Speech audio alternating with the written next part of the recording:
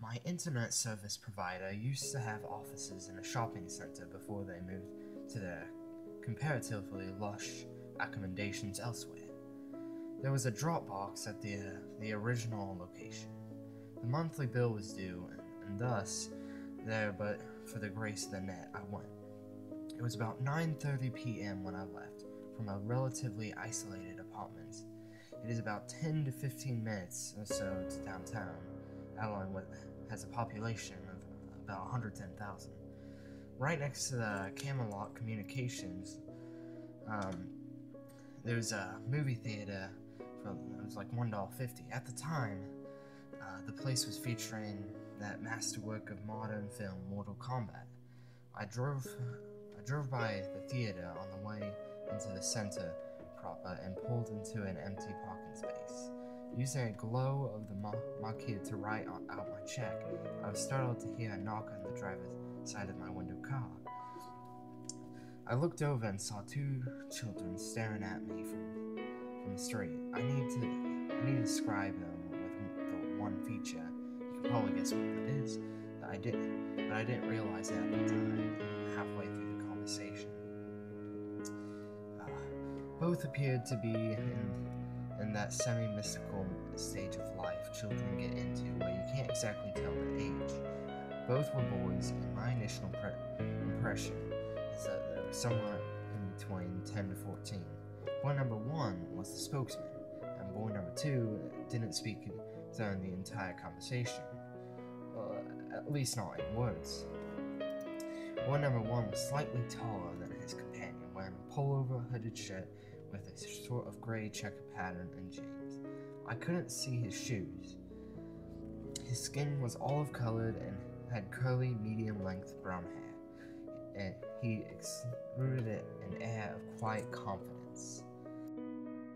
Boy number 2 had pale skin with a trace of freckles. His primary characteristics seemed to be looking around nervously. He was dressed in a similar manner to his companion, but his pullover was a light green color. His hair was a sort of pale orange.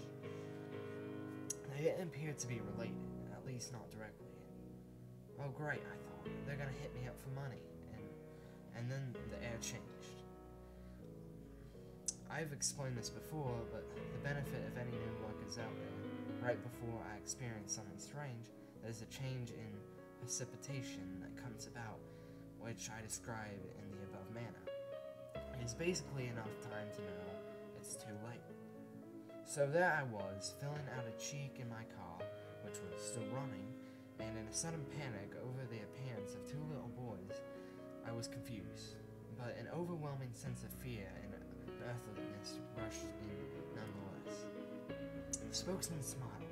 Now, in the sight of some inexplicable reason, chilled my blood. I could feel fight or flight response kicking in. Something I knew intellectually was not right, but I didn't know what it could possibly be. I rolled down the window very, very slightly and asked, "Yes?" The spokesman smiled again, broader this time. His teeth were very, very white. "Hey, mister, what's up? We have a problem," he said. His voice was that of a young man, but his diction quite calm and something I still couldn't put my finger on. I made my desire to flee even greater. You see, my friend and I want to see the films, but we forgot our money. He continued. We need to go to our house again. Want to help us out? Okay, journalists are required to talk to lots of people, and that includes children. I've seen and spoken to lots of them. Here's how that usually goes. Mister, can I see that camera? I won't break it or anything. I promise. My dad has a camera, and he lets me hold it sometimes. I take a picture of my dog, but it wasn't very good because I got my fingers in the way. And so, add in some feet shuffling and body swaying, and you've got a typical kid talking to a stranger. In short, they're usually apologetic. People generally teach children that when they talk to adults, they're usually bothering them for one reason or another, and they should at least be polite. Now, this kid was in no way fitting the mold. His command of language was incredible and showed no signs of fear. He spoke as if my help was a foregone conclusion. When he grinned, it was as if he was trying to say, I know something, and you're not going to like it, but the only way you're going to find out what it is to do what I say. Now here's where it starts to get strange. A quiet companion looked at the spokesman with a mix of confusion and guilt in his face. He seemed in some ways shocked, not with his friend's brass manner, but that I didn't just immediately open the door. He eyed me nervously.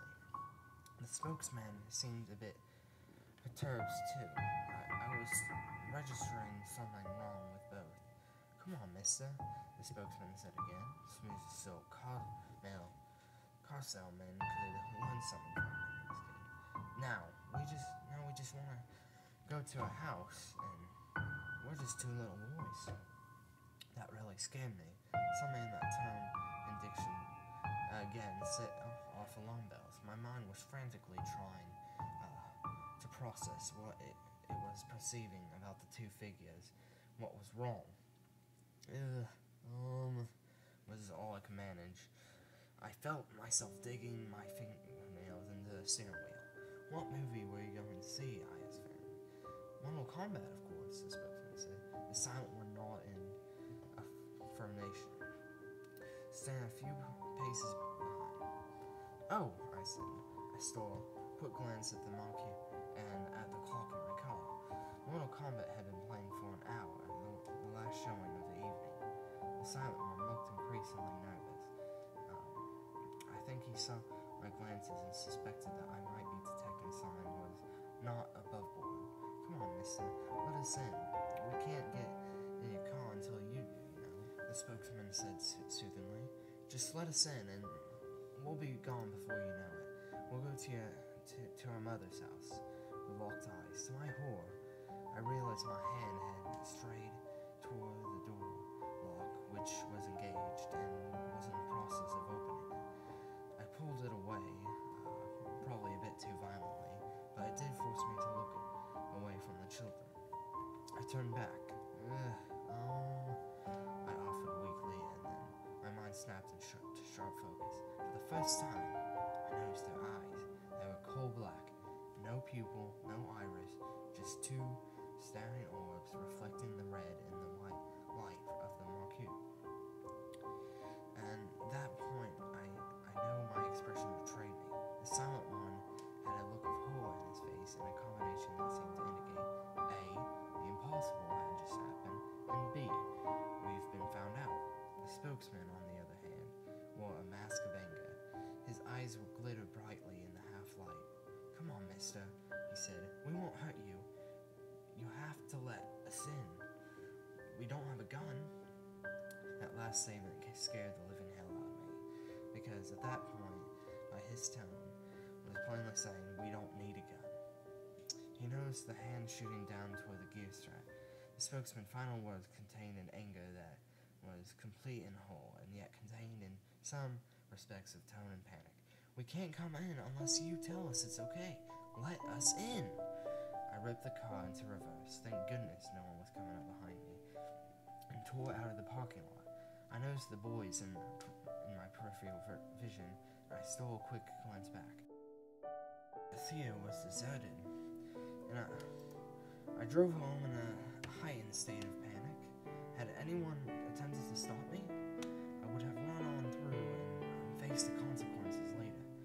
I bolted into my house, scanning all around, including the sky. What did I see? Maybe nothing more than some kids looking for a ride in some really funky contacts. Yeah, right.